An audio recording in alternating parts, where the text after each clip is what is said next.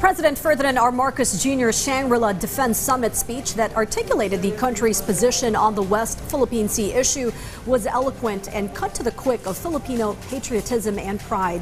A finely crafted speech that hit home, as well as his president's deft responses to tough questions in the open forum, Senate President Francis Chis Escudero noted and hailed.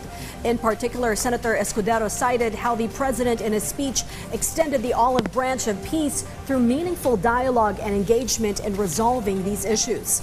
A point our senators echoed even as reports of the latest harassment in the contested waters came in, calling out China to exercise restraint. Still, the president's point of protecting the country's sovereignty and sovereign rights was clear and unmistakable.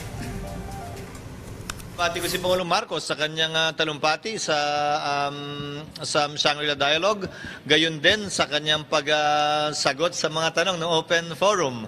Nakaka-proud, ika nga, para sa sino mang Pilipinong mapanood ng ating Pangulo na nagbibigay ng talumpati tulad ng binigay niyang talumpati at mga kasagutan niya sa mga tanong na pinukol sa kanya mula sa iba't ibang sektor, mula sa iba't ibang bansa. Inaasahan ko rin na pag nakita kayo mamaya, babatiin ko siya sa kanyang talumpati at sa kanyang open forum sa Singapore Dialogue, sa Shangri-La Dialogue rather.